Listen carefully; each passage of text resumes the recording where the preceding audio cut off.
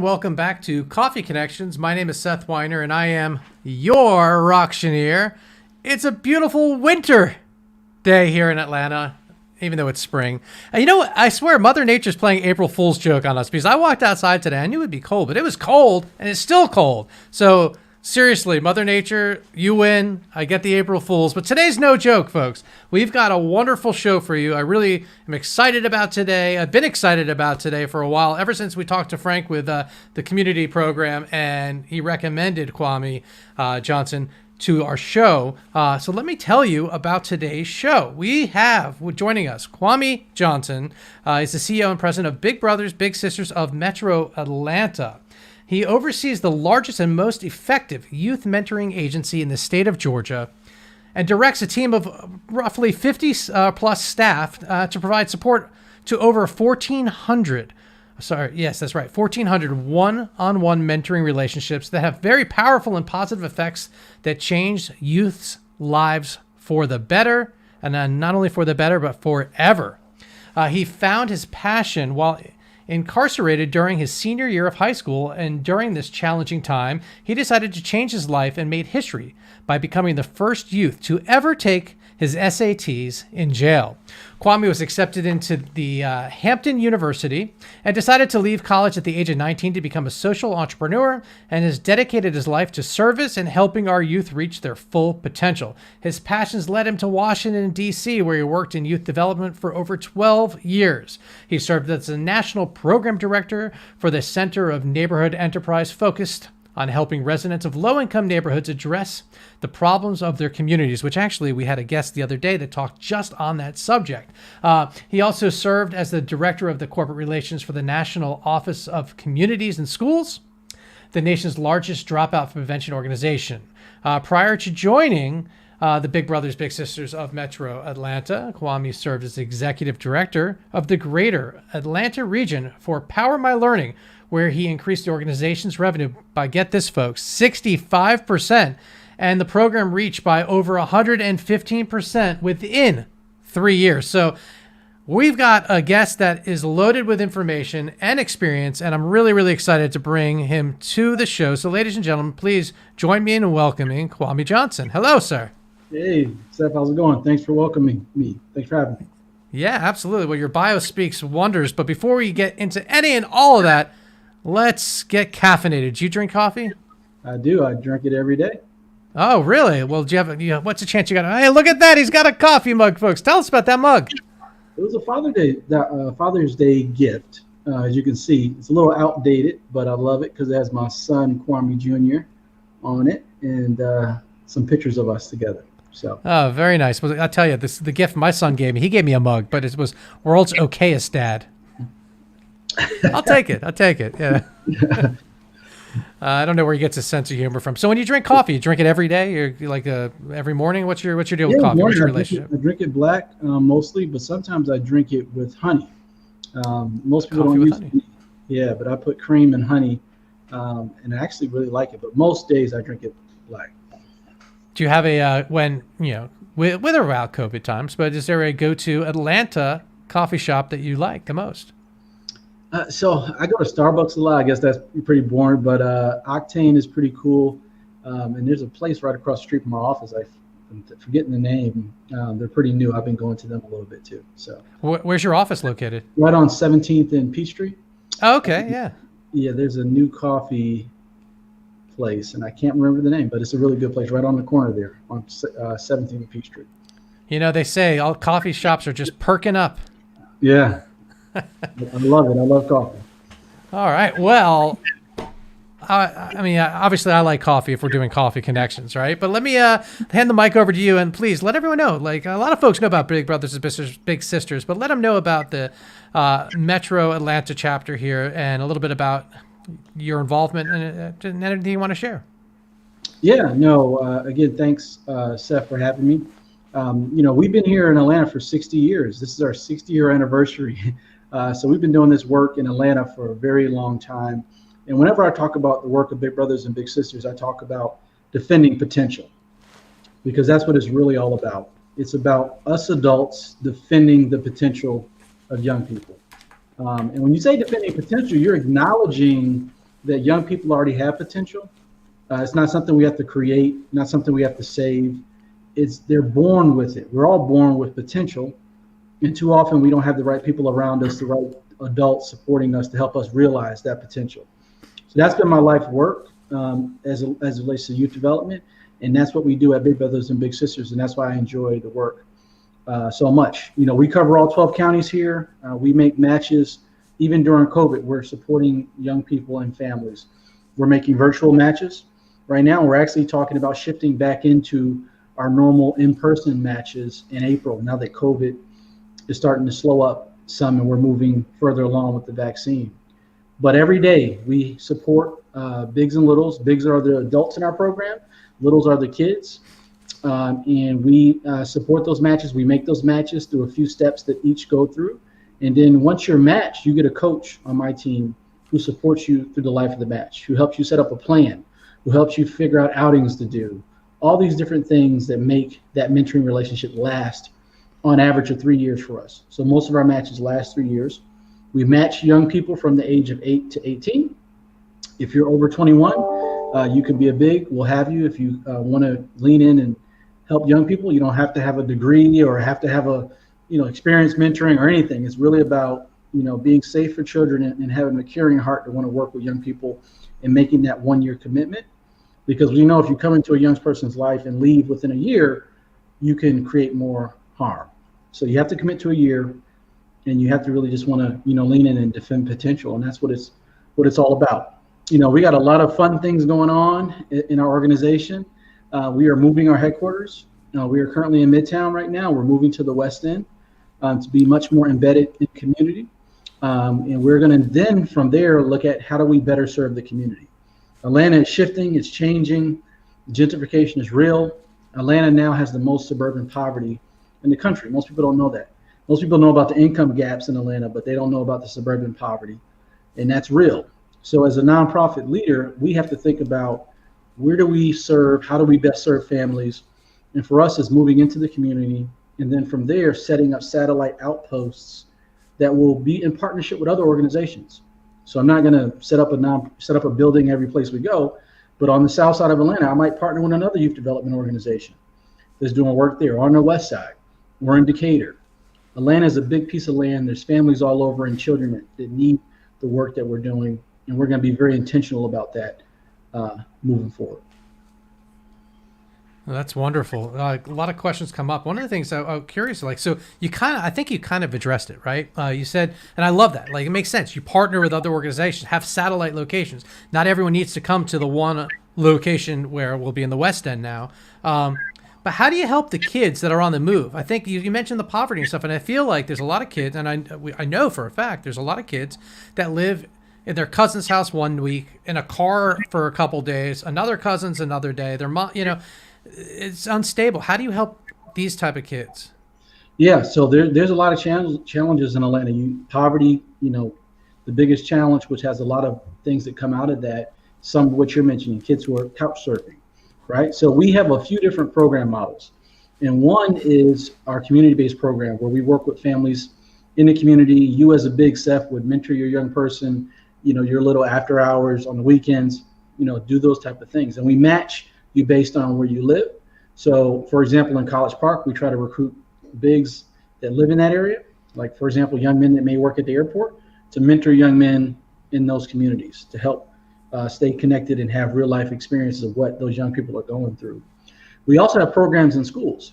So schools to me are the watering holes. And that's where we should all, if you're in a youth development space, we should all be spending our attention on supporting schools because kids always go there. They don't always stay. That's our goal, is to keep them in school, keep them learning. That's our best shot as a society, is to keep kids in school and keep them learning and get out of high school as a sort of starting point. So we reach kids through schools by bringing mentors into schools. And we also have a program now where we bring kids into corporations where they get exposed to a mentor. For example, like Cox, one of our long-term partners, at their headquarters up in Sandy Springs area, they get a mentor, but they also get exposed to workplace at the same time. Mm-hmm. So we use these different models to reach families where they are. But schools, I would say, is going to be a big part of our focus because families, regardless where they are, if they move and in tough situations, they enroll their kids in school, and that's our best shot, is to support the school and keep the kids in the school. Now you talked about the mentors. Like I love that example of College Park and find like-minded individuals that are a little older that work at the airports. I get that. Yeah. But where do you find those mentors, or are they coming to you? So that's my job. I spend a lot of time going out in the community. We do a lot of social media. We have a huge social strategy where we can target people based on where they are and get them information about us. We do talks like this. But for me, it's really about being in community. I moved to Atlanta 5 years ago, and I learned very quickly that Atlanta is a city of communities.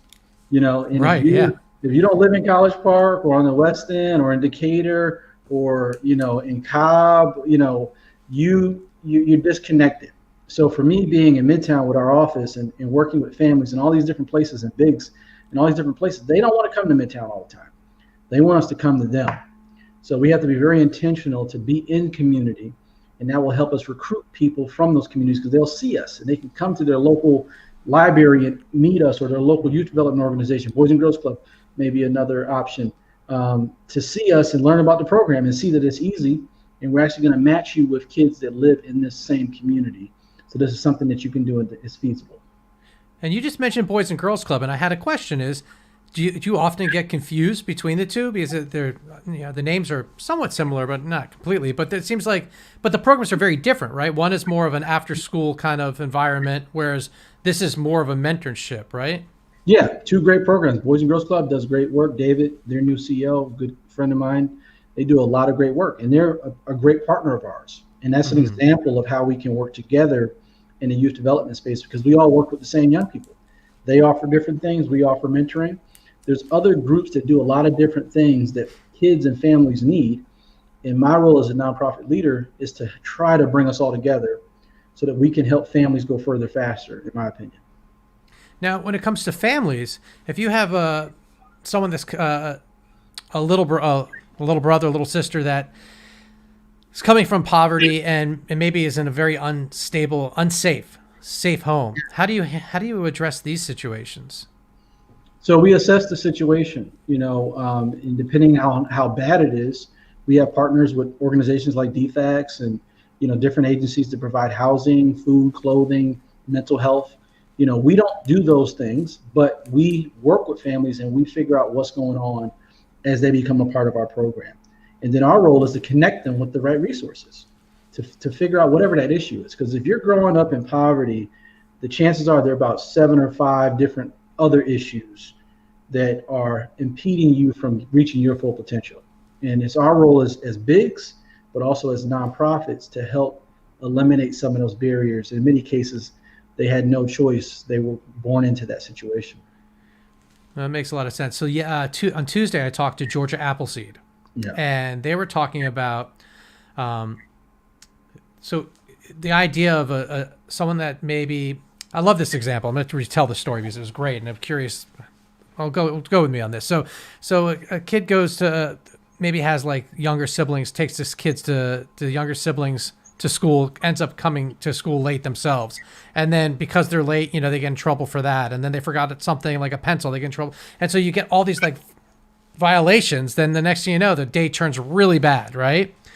And I'm curious about like when things, so they were explaining that and kind of that situation. I was like, wow. So it really got me thinking about like how a lot of times people are labeled bad and they've done nothing wrong. It's just they got into the cycle, this cycle. And I'm curious how you all work with the kids to help them identify that so they can see that they're not bad people. And how to communicate that with the schools so that they can go ahead and so in other words, instead of being in trouble for being late, be rewarded for the fact that you actually got your siblings to school on time. And yes, you need to get on time, but not turn that into a bad situation, but Yeah. No, I hear what you're saying. The reality is schools were never built to handle the social issues we have in our country. Schools were built after World War II. You had farming and, mom stayed at home, dad went to work. So the society we live in today is totally different, and schools have limited resources, and teachers are taking on the role of so many different things that they are not trained and don't have the time and bandwidth and are underpaid to do. So the school is at a disadvantage, and then the young person you mentioned is coming in at a disadvantage, right? So we need to support schools to make sure they have the resources. In my opinion, schools should be community centers. Schools should have these resources to deal with the challenges that are coming in their doors every day. We as a nonprofit sector try to wrap our arms around schools and provide different supports and do our best, but schools are taking on so many challenges. Mm-hmm. For the young person, they need adults in their life that can help them in real time navigate whatever situation comes up. And in a lot of ways, that's what a mentor can do. A mentor can, if something happens in your life today, Seth, or something happens in my life, I probably can call 5 or 6 people and they'll help me sort of navigate whatever that situation is. Yeah. A lot of our kids and families don't have that network. They just got to figure it out. So that is what a mentor can do. That is what a nonprofit organization like ours can do. Mm-hmm. And we need to better support schools so they can help the communities they serve. Yeah, that makes a lot of sense. And I think one of the big things, and you touched on this earlier, is mental health. I mean, one, mental health is now becoming a less of a stigma, mm-hmm. and that's a really good thing. But that also means that we're going to need more counselors in our schools. And there's a lot of trauma that's going to happen. That's trauma. I don't want to call it trauma, but there's a lot of, for the sake of the word, we'll use trauma. But, there's an education gap that's going to be coming out of COVID. In a lot of ways, emotional gaps. There's the gap, and we had a year without all those roles you just talked about taking place, and so I think mental health is of concern here moving into the future. Yeah, we talk a lot about mental health. We talk a lot about trauma-informed care. My staff are trained on that. When they work with families, they think about things through that lens, because a lot of kids and families are going through trauma, especially right now. But even before COVID happened, mm-hmm. It's just made the situation worse, and there's a lot of research on what trauma does to a young mind and, how that affects a young person. So this is a deep topic and it has many layers, and it's going to require schools, it's going to require political officials, government, nonprofits, business community, all of us coming together to try to tackle some of these issues. It's a big issue. Yeah. We got to get in front of it. It's huge. And like you said, it's an onion of layers, because there's things like, one thing comes to mind is our funerals. There's a lot of people, a lot of kids that haven't been able to have we're in a society that has funerals and things like this to help us grieve and help us mourn and help us move through the process.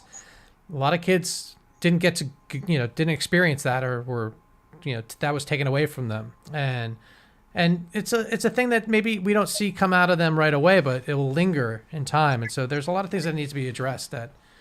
It's a big thing. Well, but it takes before you move on to that, this is a program that's national, though. Is it worldwide or is it just national? National. We have a presence in Canada, a few offices, but mostly we have roughly 200 locations here in the U.S. How independent are you of those other locations? Total independent. We're all separate 501c3s. We're all separate businesses. We have to fundraise and do all those things. We have a national office that supports us with a number of things: marketing, program guidance, support, some funding as well. But we're all separate 501c3s. Now, are you talking to other CEOs and presidents of other, can I call them chapters? Yeah, chapters. Yeah, all the time. There's so many of us doing this work. We lean on each other. I might learn about something from Boston or Chicago. We share with each other and we support each other. That's awesome. That's so important. And you said you're moving into the West End. Out of curiosity, what part?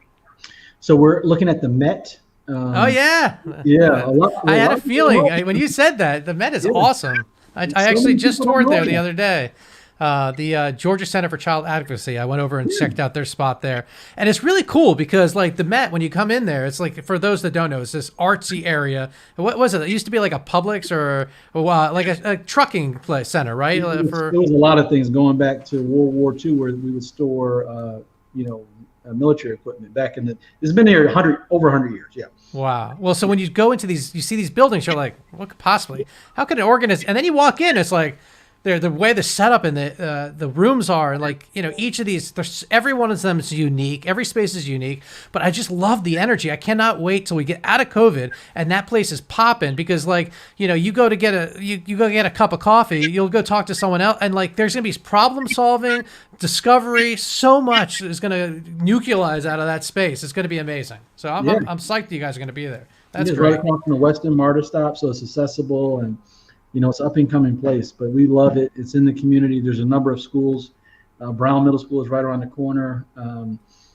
So yeah, it's a great headquarters, but we need more than one location through these satellites. Yeah, well, that totally makes sense. Also, the satellites just I could see where that works, because I was going to ask a question about working with other organizations, but I mean, if you're doing satellites, that's it right there. And Atlanta's so wonderful for that. But you're right, though. I always tell people when they're asked about, like, where do you live in Atlanta? Well, I'm in Choco Hills now, but I was in Decatur, so I still say Decatur. But Decatur is Decatur, which is not Grant Park, which is not West End, which is not Sandy Springs.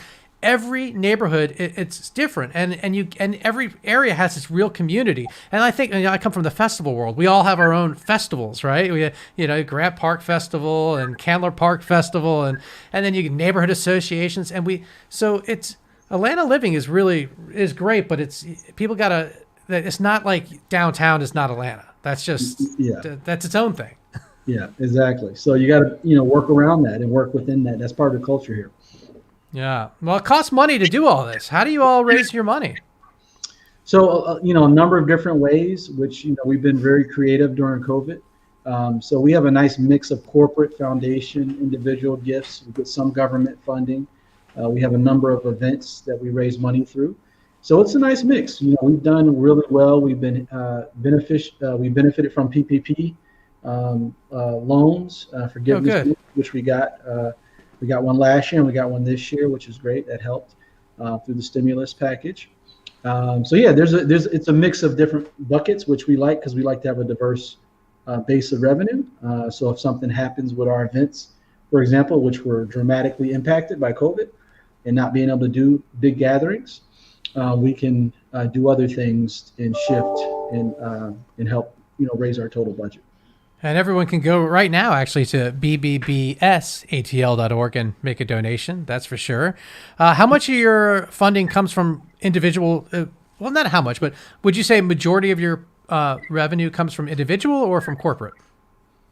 It's a mix. I would say, it's pretty split across the board, actually. So I would say about 15-20% comes from individual, and also the same for corporate. And before we talk about your current event coming up, I saw something online. I don't know if it was recent, like in years or many years ago, but it was the Auction a Mentor. What was that? Iconic Mentor Auction. Yeah, what is that? Tell me about that. I mean, as an auctioneer, I'm curious. No, it was a pivot for us. We knew in coming into this year we couldn't do in-person events, so we came up with the idea in January, which is National Mentoring Month, to auction off different leaders in the community. So we got Jack and Arthur Blank and Carol Tomei and different leaders of different companies. And we asked them to donate an hour of their time to mentor someone, to mentor the highest bidder. And we were able to auction off these leaders and raise close to $90,000. Oh, that's fantastic. Now, someone that got like Arthur Blank, like what was it someone that did that for like someone else, or did they do it for themselves? Business owners doing it for themselves, to want to meet with, Arthur Blank, or meet with Shaq, or meet with Carol Tomei, and for them it was worth the money to have, an hour with these great leaders. And now, as you move forward, this is what we were talking about, like on the before we went live. I was saying, like, some stuff happens virtually, and you're like, why were we not doing that? Like that program, you keep that in January, and that's not going to go away. You'll still make your 90,000 on that, if not more, as it grows. And then you still do your other events, and you don't have a loss, you have a gain. Like that's the thing about COVID, is that if you're active and you pivoted and you moved, you actually created new opportunities for you that, maybe you don't do, but there's nuggets everywhere, and that's one of them. I love seeing that. Yeah, I always look for opportunity. It doesn't matter. It's just the way my brain works. Even in a challenge, even as a kid being in jail and taking my SATs, being the first kid to ever do that. I saw opportunity in challenge, and through COVID, I think we still have to figure out ways to take advantage of opportunities and also take things that have worked and continue those. And if there's things that weren't working, now is the time to leave those things aside. And before I'm going to come back to fundraising here in a second, but when it comes to the virtual side, I mean, with Big Brothers Big Sisters, then the mentoring, do you think that you'll keep that in play? Like, hey, listen, we've done mentoring over Zoom, we want in person, but like if we can reach more people through the avenue of virtual, then we'll do that. Well, I think we'll have a hybrid. We didn't do anything virtual before, right? But we've learned we can do a lot of our pieces of our work virtual, and also that mentoring can happen virtually. In my opinion, relationships need to live in person. I agree. It's a human thing, and we want to continue to keep that a focus. But it has opened up the doors for us to make matches, possibly where someone may live in Alpharetta and want to work with a young person in College Park, but that's not, driving that all the time is not realistic. So maybe a online mentoring option will work in that scenario. Yeah, I love it. Hybrid is the new word for the future. I'm actually I'm going to start I'm going to be doing a workshop. I'll be releasing in a couple weeks. So this is unknown news, but I'm going to do a hybrid workshop about how to do hybrid fundraising, because I know a lot of people are concerned and curious. So I'm going to start helping educate folks on that. But that's coming back to fundraising. You've got something going on right now. I'm going to bring it up. Can you talk about this? Yes. So this is a hybrid as well. So this is called Give for Kids' Sake. We typically around this time of the year have Bowl for Kids' Sake. Right. So we can't go to bowling alleys now, not en masse. Right. So typically we would get teams from different corporations. We have the Coca-Cola bowling team. We have the UPS, Home Depot, what have you. And those teams would raise money within their companies to sponsor their lane. And then we would all get together and have a good time and bowl. Now we're doing Gift for Kids' Sakes, where you can form teams and fundraise, which will go directly towards our work, but we're going to do a tailgate outside instead of going to a bowling alley. So it's something that we think we can still do outside and be safe, and also still raise money to support the kids and families in our program. And you say tailgate, is like you're going to have some activities going on, or what's? Yeah, activities. We have tents and food and music and that kind of thing, and it'll be outside in a nice socially distanced way. So yeah, it's new for us this year. We'll see how it goes. Yeah. But it's definitely one of the 4 events we're going to do this year.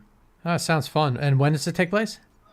It's next month. So it's going to go from we're in April now, right? March. We're today, April 1st. Don't be fooled. Exactly right. Yeah, you're right. April. So actually, this month we just came out of March. So end of April through early May. Awesome. Well, that's exciting, and that's great. I'm excited to see you guys continue to do this, and the work's great. Is there anything that anything maybe we didn't bring up that you want to talk about? I would just say, as you mentioned, you can go to our website, make a donation, support our work. We can support a match for roughly $1,500 a year. So small donations add up. Mm-hmm. And then also we are always looking for more bigs. We have kids on our waiting list, around 400, most are boys. And right now you can go to our website and, get signed up. We're not doing orientations this month, but we'll start back up soon. But go to our website, get signed up, get on our newsletter, and think about becoming a big if that's a good fit for you. Awesome. And that website is right there if you're looking, BBBSATL.org for those that are listening with their ears. Well, before I let you go, I always ask my guests to recommend a future guest. Is there a nonprofit innovator in Atlanta that you'd like to recommend to be on Coffee Connections? Yeah, I was actually...